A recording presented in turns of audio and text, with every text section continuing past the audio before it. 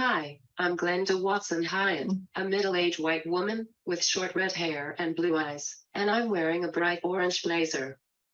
I am using my iPad to communicate. I'm a Master's of Applied Science student at Queen's University in Kingston, Ontario, although I am actually located in Surrey, British Columbia, where I am privileged to live, work, and play on the unceded, ancestral territory of the Kwantlen, Katsi, and Semiahmoo peoples. Today, I welcome the opportunity to present on the topic, Equity and Communication, Workplace Universal Design.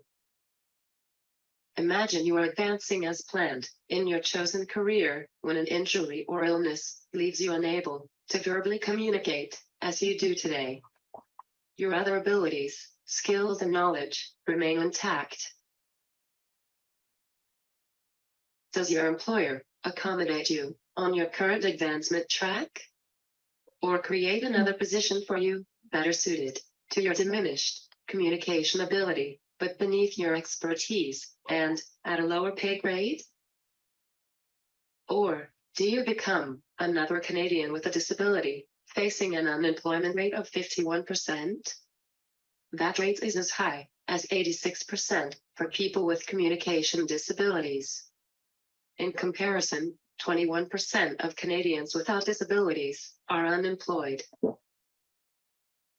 To provide context about this segment of the disabled community, the prevalence of speech disability in Canadian adults 15 years old or older is 1.9%, nearly 4 times the number of Canadians with a developmental disability.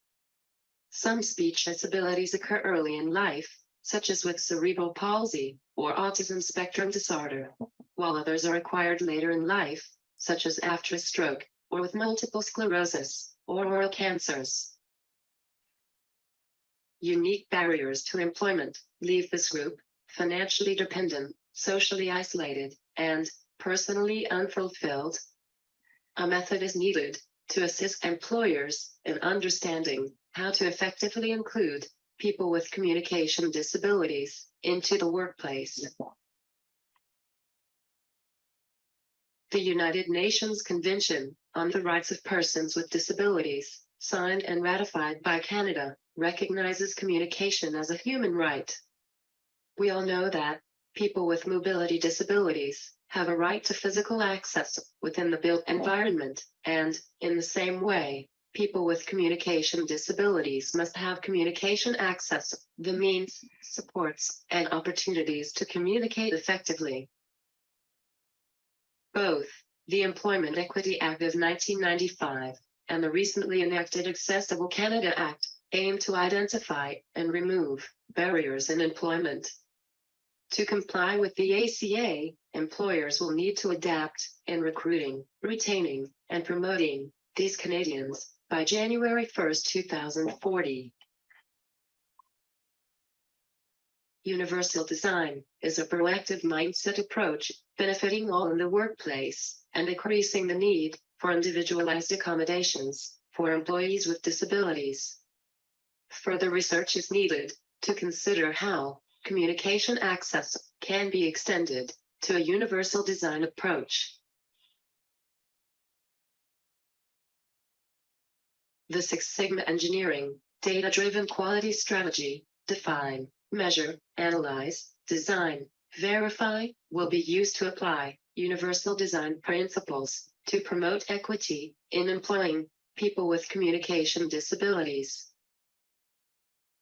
The overall objective of this 2-year project is to develop a universally designed framework to enhance the processes of recruiting, retaining, and promoting individuals with communication disabilities.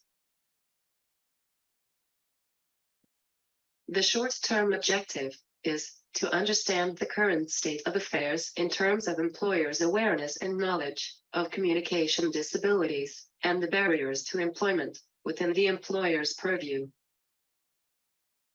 In terms of work to date, the first step, defining or identifying barriers the employer can control or influence, has been completed. A systematic review was used to answer the research question, what are the barriers and facilitators to accommodations in the workplace for adults who use augmentative and alternative communication, or AAC. In this study, which is currently in the publishing review process, 17 studies met the inclusion criteria. However, most of those studies were conducted in the United States and had small sample sizes that did not represent the diversity of the AAC community, which limits generalizability. Also, many were published more than 15 years ago, which, therefore, may not reflect advancements in technology that impact use of employment accommodations today. With those limitations in mind, the systematic review revealed an extensive list of personal and environmental barriers. My research is focusing on barriers within the employer's purview, which include inaccessible workplaces, fast-paced environment, and supportive of time required for alternative communication strategies. Challenges related to interactions and relationship building with colleagues. Underestimating skills of people who use AAC in the workplace. Fear of increased financial costs. Lack of awareness of and experience with accommodations. And lack of knowledge of relevant legislation. Moving to the analyze phase. In response to recent social injustice events, the Privy Council Office of Canada, the department that supports the Prime Minister and Cabinet, issued a call to action on anti-racism, equity, and inclusion in the federal public service on January 22, 2021. 90 deputy heads responded by letter, detailing the action their organizations have taken to date. A sample of 29 letters was analyzed to determine actions undertaken to increase inclusion. It is important to view these letters as a snapshot in time, rather than as detailed reports of accessibility and inclusion initiatives undertaken.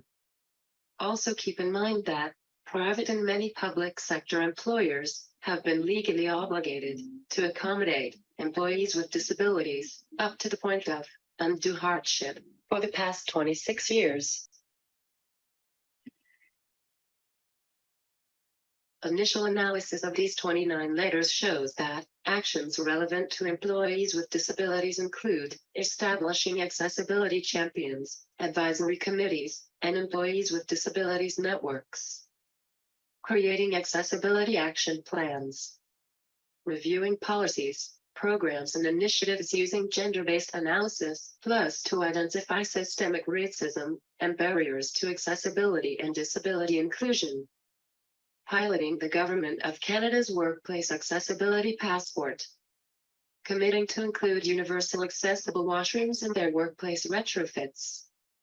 And offering a medical exemption to the official languages training program for employees for whom learning an additional language would be problematic. Moving forward with this research, the next step is to survey and interview public service sector managers responsible for recruiting, hiring, and retaining employees to determine current awareness and understanding of communication disabilities and how to include them in employment equity initiatives. I hypothesize that the current knowledge of communication disabilities is limited to including individuals with hearing and sight loss, and to those requiring alternative formats. As the medium-term objective is to create tools to use in recruiting, hiring, and retaining people with communication disabilities. At the design stage, a framework with explanatory materials will be developed. And, lastly, feedback will be elicited from people with communication disabilities and their allies on the framework and accompanying materials to verify the content accurately and appropriately reflects their unique barriers when seeking employment. Necessary revisions will be made in an iterative manner. Nearly 500,000 Canadian adults are living with speech disabilities. Developing a universal design strategy to promote equity in employing these individuals would tap into an underutilized labor pool. Increasing the employment rate of this segment of the disabled community could result in thousands of Canadians with communication disabilities being employed, increasing financial independence, meaningfully contributing to society, and, hence, improving their overall quality of life. I'd like to acknowledge, this research is funded by Government of Canada's Accessibility Standards Canada Research Grant.